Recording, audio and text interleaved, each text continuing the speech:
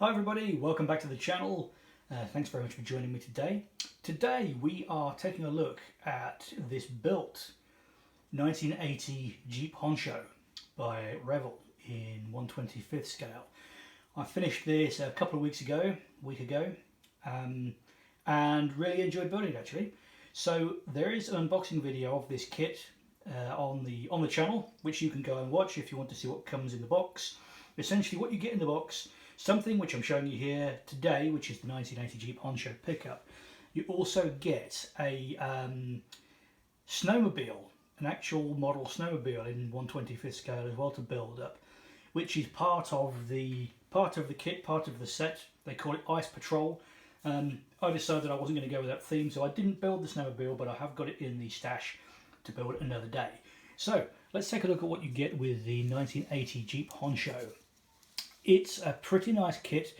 I think it dates from around 1981, judging by one of the copyright notices I found moulded into underneath the interior or the chassis. I can't remember which, but it seems to date for about 1981. So it's quite an old kit, but it's quite good. There are a couple of pitfalls which are not really too bad, and there are lots of things to like as well. So, looking at the outside of the truck.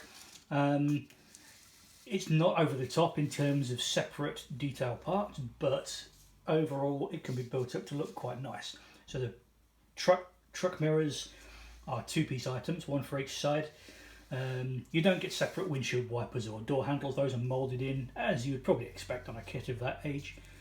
This roll bar here, rollover bar, with the Jeep logo spotlights on the top and CB aerial. That is comprised of several pieces. It's optional, I guess, but I chose to fit it. It fits in exactly with the sort of theme I wanted, which was the sort of dream pickup truck that I used to see on TV when I was a little kid. The CB aerial there actually, I modified that by using the included bracket, aerial bracket, antenna bracket, but then the actual aerial or antenna itself looked too thick. So I replaced it with this piece of wire, which I think is slightly more in scale.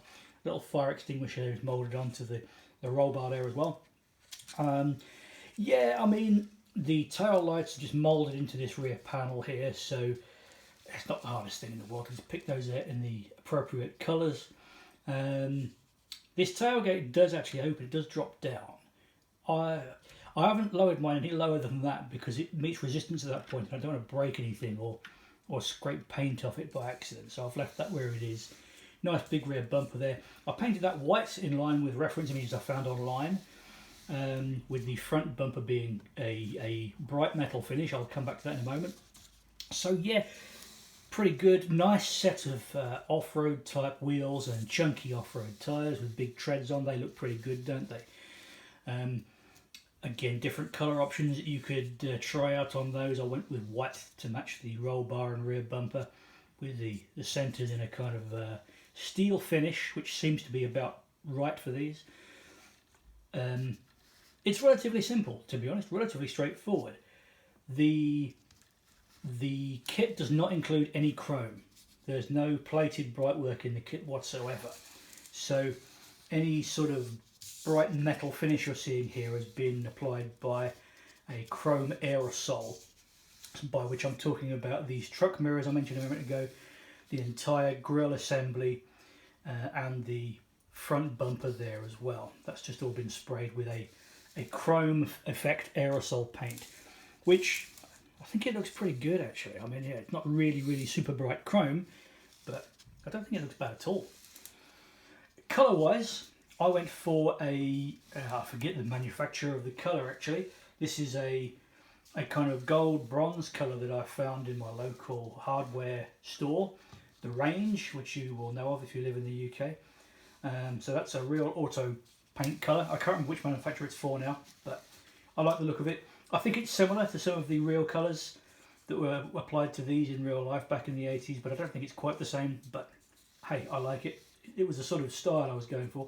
The interior, seats and interior tub painted with a Tamiya dark yellow colour, which I think is intended for the outside of World War II tanks. But it sort of looks like the tan cloth you might have found in this Jeep.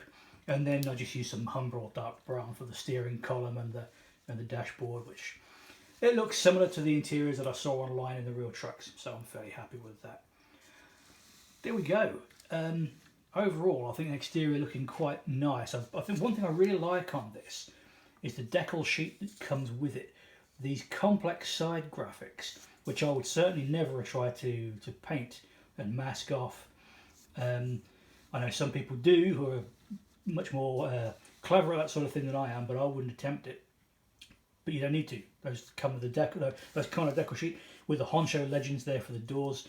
Really good looking, and you get two sets. You get this warm sort of coloured set, which is various yellow, orange, and red tones, and then you also get a similar set with blues and I think a dark blue or black as well mixed in there. Which, I mean, you could have so much fun with colour schemes on this. I'm thinking that a white truck with either set of decals on would look good. Blue with the blue decal set, which comes on the that's how the model is done on the box cover. I've seen images of real ones in metallic blue with these yellow and orange and red decals on. That looks good as well. You could do the truck yellow and put the blue decals on again. I've seen that in reference images. You could have a lot of fun. It makes me want to build another one just so I can pick another funky looking colour scheme.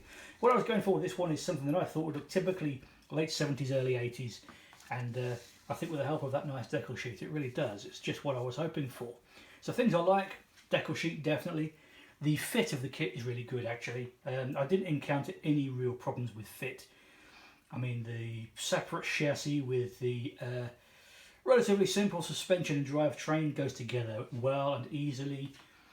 Everything goes together well and easily.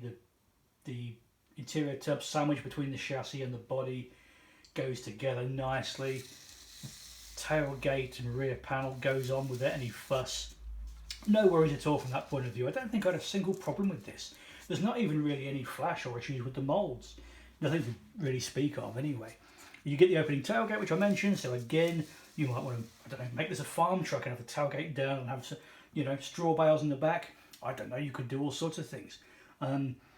The pickup bed is moulded in one piece with the cab and the front of the truck. So if you wanted to get more adventurous than that and turn it into, I don't know, a wrecker or some other kind of vehicle, you'd have a bit of surgery to do. But that wasn't the way I was going with this anyway. I was happy for mine to look factory fresh.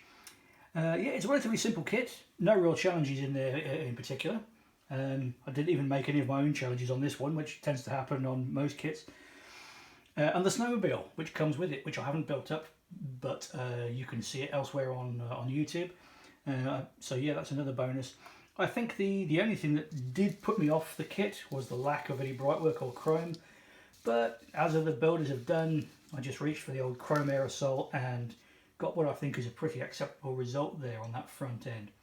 And you could obviously chrome the rear bumper, the wheels, the roll bar. You could go to town on it if you wanted to. Let's have a glimpse under the hood, which does come off. There we go. And under the hood, you see what I believe is a 401 cubic inch AMC V8, which I painted in some sort of mid-blue colour that I happen to have in stock. I don't know how close that is to the original colour, but I thought it would be quite close enough for what I needed. And it's a relatively simple engine bay. You've got your radiator with the front panel, radiator hose, very simple engine assembly. Various engine bay ancillaries which are moulded in place actually moulded in place in the engine bay, which I think respond fairly well to just a little bit of simple detail painting, and makes for quite a nice looking engine bay, I think, really, albeit quite a simple one. And get that hood back on there, if I can do that one-handed.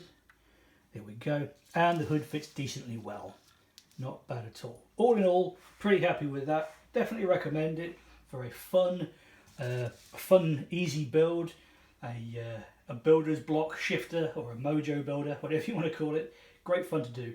Thank you very much for watching.